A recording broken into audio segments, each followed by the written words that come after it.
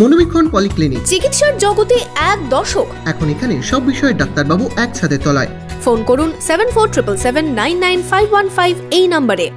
মৎস্য চাষীদের মৎস্য চাষের প্রশিক্ষণ নবগ্রামে।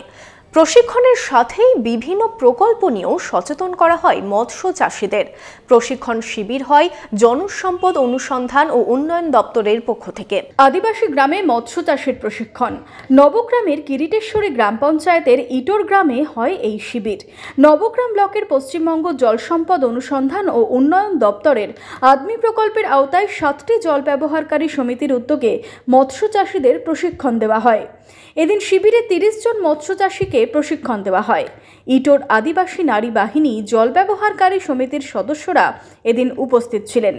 মৎস্য দপ্তরের সহযোগিতায় মৎস্য চাষের প্রশিক্ষণ পেয়ে খুশি সমিতির সদস্যরা। আজকে আমাদের এখানে ব্লক থেকে মৎস্য ট্রেনিংয়ের জন্য এসেছিলেন। আমাদের কাছে অনেক কিছু বলেছেন। আমরা আগে যেটা জানতাম না মৎস্যের ব্যাপারে, যে কিভাবে চাষ করতে হয়, এখন আমরা জানতে পারলাম যে মৎস্য কিভাবে চাষ করতে হয়, পুকুর কিভাবে রাখতে হয়, কি কি মাছ চাষ করতে হয়।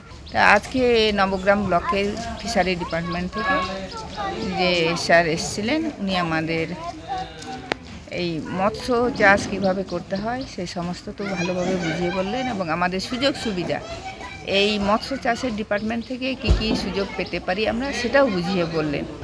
তাতে আমরা উপকৃত হয়েছি।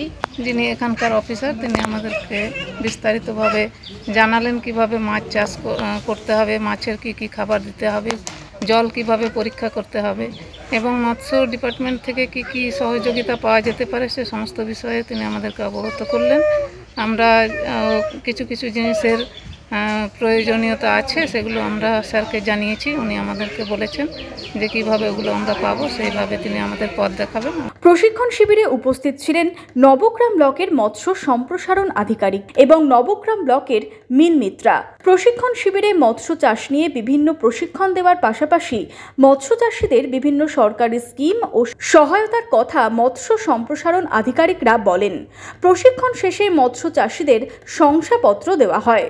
আজকে মৎস্য দপ্তরের চিফ এক্সিকিউটিভ অফিসারের উদ্যোগে এমজিসিসি স্কিমের আওতায় আমরা একটি মৎস্য প্রশিক্ষণ শিবির আয়োজন করেছিলাম, এবং এই মৎস্য প্রশিক্ষণ শিবিরে আমরা ওনাদেরকে মৎস্য এমজিসিসি স্কিম নিয়ে জানালাম যে এই স্কিমের আওতায় কীভাবে লোন পাওয়া যায়, এছাড়াও মৎস্য দপ্তরের যে আর বিভিন্ন সুযোগ সুবিধা কীভাবে কোন কোন স্কিমের আওতায় মাছ দেওয়া হয়, কোন স্কিমের আওতায় মাছের খাবার দেওয়া হয়, বা বাংলা মৎস্য যোজনা বা প্রধানমন্ত্রী মৎস্য যোজনা বা টিএসপি ট্রাইবাল সাবপ্ল্যানের আন্ডারে, যেহেতু আমরা একটা আদিবাসী অধ্যুষিত এলাকায় এই ট্রেনিংটা করলাম ইটোরে, কিরিটেশ্বরী গ্রাম পঞ্চায়েতের আন্ডারে, তো সেখানে তাদের ট্রাইবাল সাবপ্ল্যানের আন্ডারে কীভাবে তারা সুযোগ সুবিধা পাবে, বা housing scheme only for TSP অর্থাৎ আদিবাসী সম্প্রদায়ের কীভাবে মৎস্য দপ্তর থেকে বাড়ি দেওয়া হয়, এবং কীভাবে মৎস্য চাষিরা 60 বছর বয়স হলে পেনশন উপভোক্তা হতে পারবেন, সে সমস্ত বিষয় নিয়ে মৎস্য দপ্তরের যত স্কিমেটিক বিষয় রয়েছে সমস্তটাই তাদের হাতে তুলে ধরা হলো।